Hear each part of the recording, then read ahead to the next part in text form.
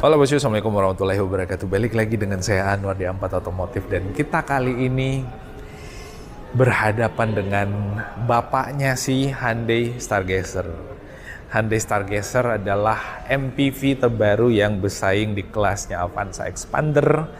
Terus di atasnya bapaknya ada Hyundai Staria. Ada dua di sini Hyundai Staria, dan di sini ada satu yang warna putih. Untuk Hyundai Staria ini pasarannya di angka ya range-nya 900 jutaan sampai 1 M. Buat kalian yang tertarik dengan mobil ini adalah mobil dengan dimensi yang sangat besar, bersaing kurang lebih dengan Alphard dengan dimensi yang sebesar ini, dengan penampilan depan yang kayak mobil masa depan, emang kayak mobil robotik yang lucu dan nggak sesangar Alphard kelihatannya, malah lebih lucu kayak kapsul gitu, tapi kelihatan futuristis.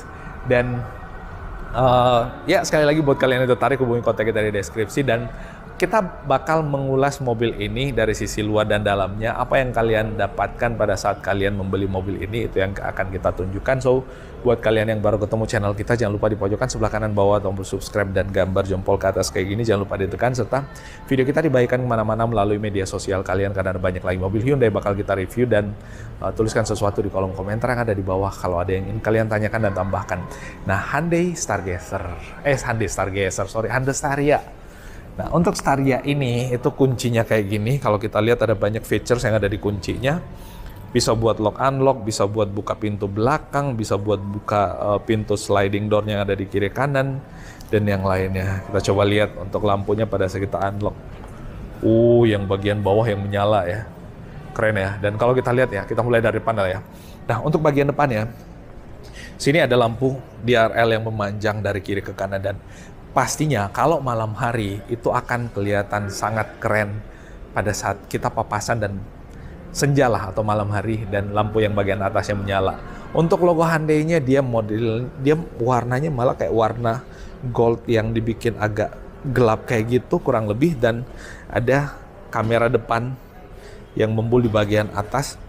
Jadi mobil ini harusnya support buat kamera 360.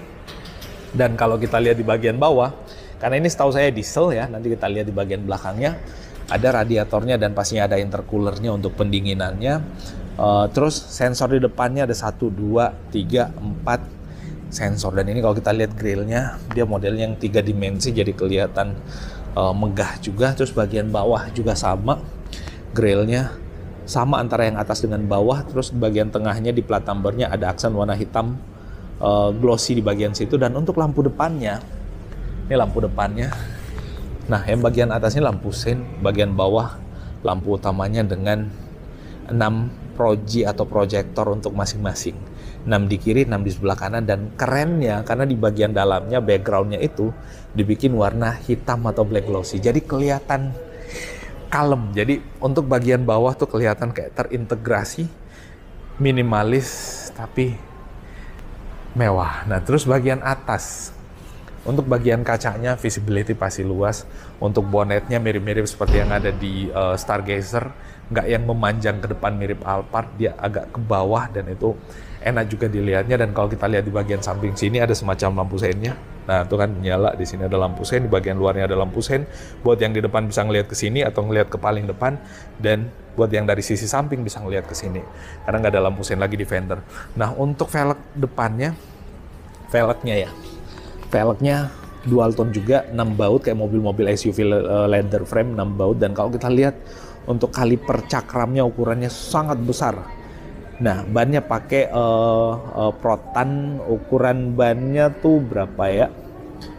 Oke. Untuk bannya mana sih ukuran? Nah, oke, 235/55 pakai ring 18. Ukuran velgnya cukup besar, ring 18, mirip-mirip dengan yang ada di mobil-mobil SUV, tapi ini adalah MPV. Nah, terus untuk kaca sampingnya juga visibility-nya sangat luas, karena kalau kita lihat di bagian atas ini itu ada tarikan ke bawah lagi, lalu kemudian ke belakang sampai ke paling belakang tuh kacanya lebar dari atas ke bawah. Nah, handle pintunya ukurannya cukup besar juga. Dan kalau dia posisi unlock kayak gini, tuh lampunya menyala, lampu di handle pintunya menyala. Nah, jadi ini bisa buat buka tutup pintunya. Enak banget untuk buka tutup pintunya.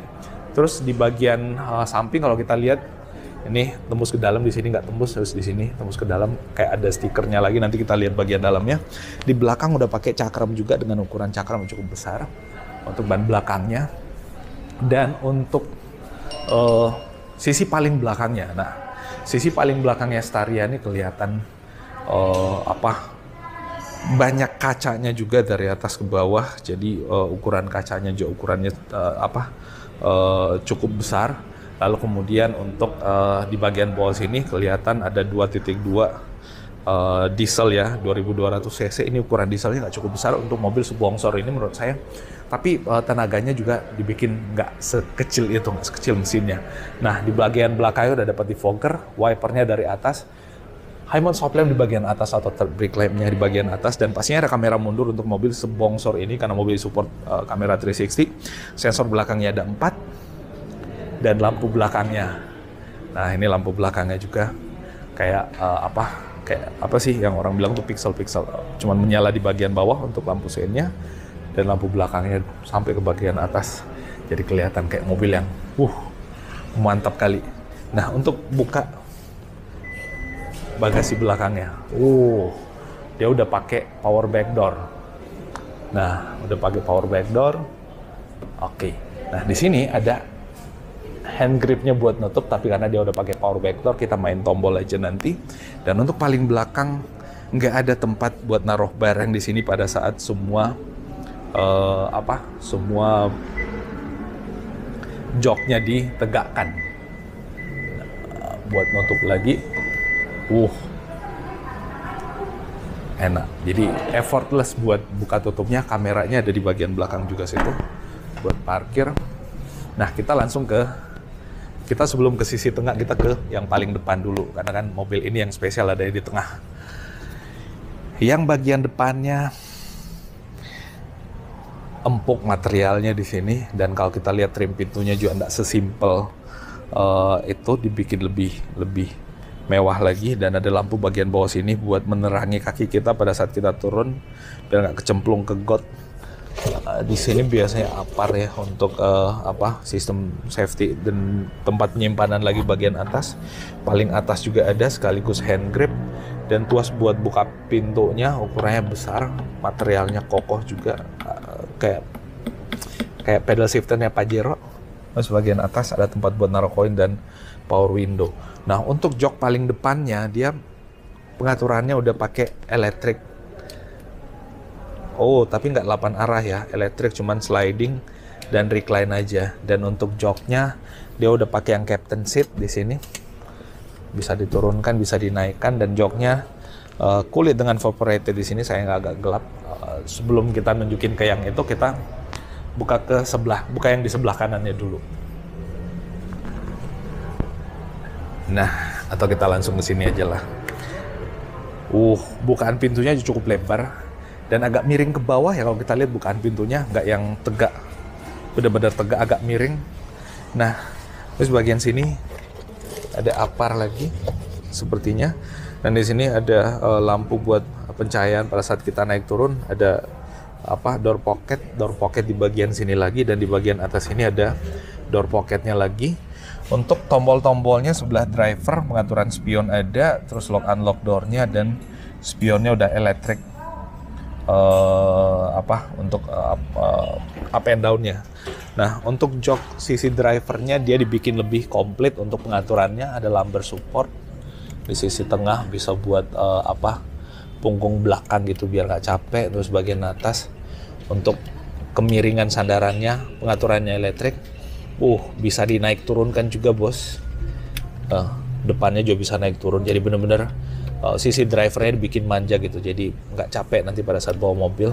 Terus bagian bawah dia pedalnya cuma 2 karena mobil ini transmisi otomatis. Buat buka bagasinya ada di bagian sini. Parking brake-nya Hyundai itu unik ya, nggak di konsol tengah tapi di bagian sebelah kanan. Untuk electric parking brake-nya ada stability control, dan di bagian sini kita coba naik aja lah sekalian. Untuk mobil setinggi ini nggak ada hand grip ya, tapi di sini ada footstep, harusnya ada hand grip. Terus kita coba naik ke atas. Ini kita buka biar sedikit lebih terang. Nah, di sini karena dia captain seat, di sini ada armrestnya yang bisa diatur.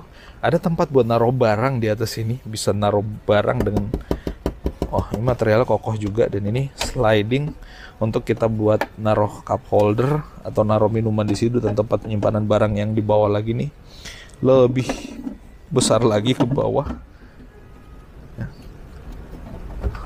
Terus di bagian belakang nggak ada lagi ya? Berarti bagian belakang ada apa ya? Ada laci lagi mungkin di bagian belakang. Nah, untuk transmisinya dia nggak pakai tuas, pakai tombol mundur, parkir, lalu kemudian drive dan netral di bagian tengah. Dan untuk konsol tengahnya ini semuanya dibikin dengan warna black glossy. Nah, untuk AC-nya nih ada banyak sekali.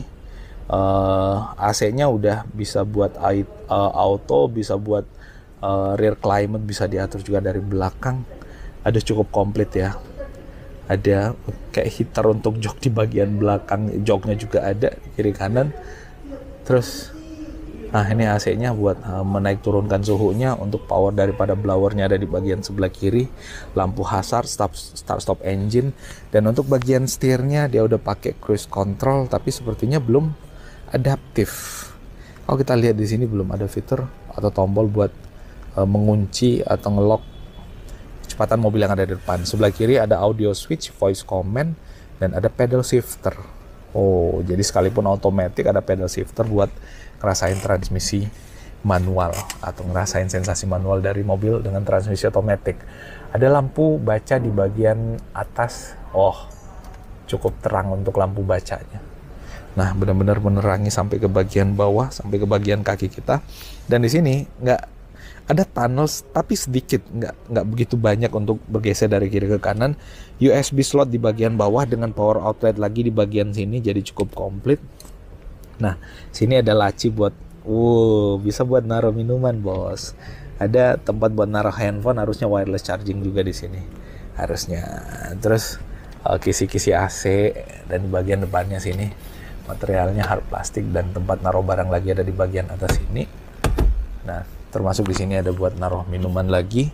Dan untuk cluster meternya dia modelnya unik kayak gitu, kecil di bagian depan, tapi so far nggak begitu mengganggu pandangan sambil kita mengemudi lah ya. Cukup enak lah harusnya. Nah, terus kita ke tempat yang paling istimewa, baris kedua. Oh, kita buka semua biar kelihatan lebih terang ya, sampai ke dalam. Nah, tinggal tarik kayak gitu, maka dia sliding. Nah, menariknya lagi karena joknya tuh bisa hadap-hadapan antara yang kiri dan kanan. Nanti kita ke yang sebelah situ. Kita ke yang sebelah sini dulu. Jadi joknya ini belum yang pilot seat, tapi dia captain seat. Untuk kiri kanannya bisa ada pengaturan armrestnya kayak gini. Nah.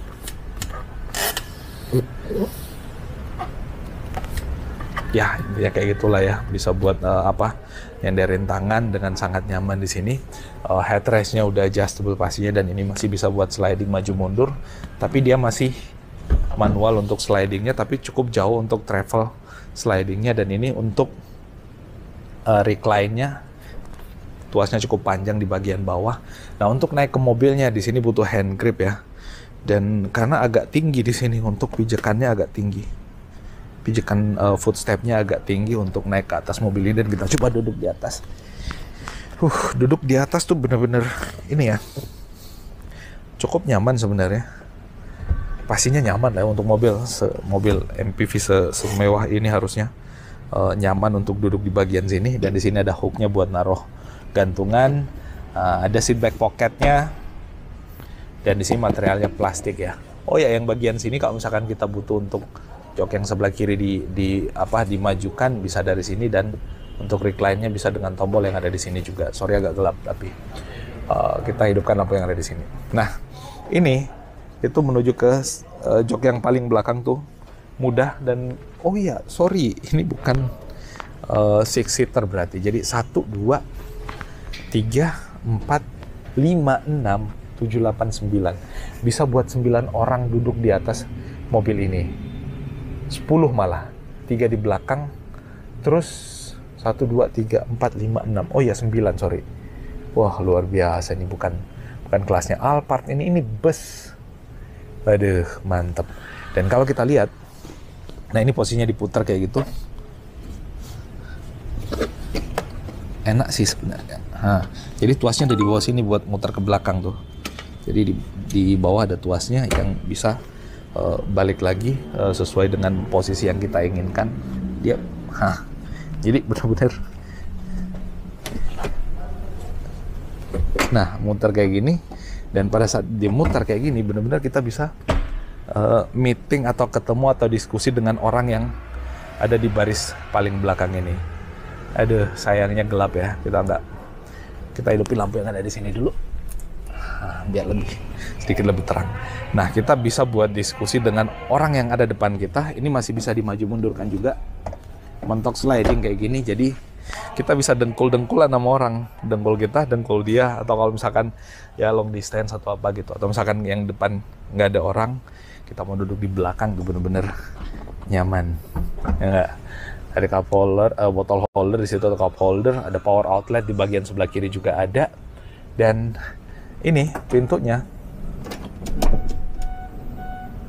Oh. Nah, ini pintunya ada tray-nya, bos. Mana tuh? Oh, di sebelah kiri nggak ada. Sebelah kiri nggak ada tray. Oh, di atas, sorry. Nah, ini ada tray-nya. Jadi kalau misalkan kita mau lebih privacy, ini tinggal diturunkan, disangkutkan. Jadi yang di luar itu nggak ngelihat kita tembus ke bagian dalam. Ya nggak, ini beberapa fitur yang tentu cukup mewah. Cuman kalau lagi di dalam terus kita ngadep ke belakang kayak ini susah buat buka pintunya ya. Wih, cakep. Terus di bagian bawah sini ada lampu buat step kita turun dari mobilnya. Nah, well, menurut kalian gimana mobil dengan angka ya sekitar 900 sampai 1 M? Masih lebih mahal Alphard, kalian bisa dapetin yang kayak gini dengan mesin diesel yang jelas torsinya lebih besar dan melimpah juga untuk kalian bisa kemudikan mobil ini kemana saja, termasuk ke daerah yang konturnya atau jalurnya agak ekstrim, itu harusnya nggak ada masalah. Menurut saya mobil ini sangat worth it ketimbang sekelasnya atau ketimbang Alphard ya. Yang Alphard itu cuma bisa buat ya 6-seater maybe. Di bagian depan 2, di bagian tengah bagian tengah 2, di bagian depan 2, di bagian belakang 3 orang. Mantap sih ya. Nah, itu bos yang bisa kita update kali ini tentang si Hyundai Staria ini. Ukurannya bongsor. Ukurannya sangat bongsor dan memang kelihatan lebih panjang dari Alphard. Pantas kalau dalamnya lebih banyak muatannya. Nah, itu update-nya. Makasih. Assalamualaikum warahmatullahi wabarakatuh.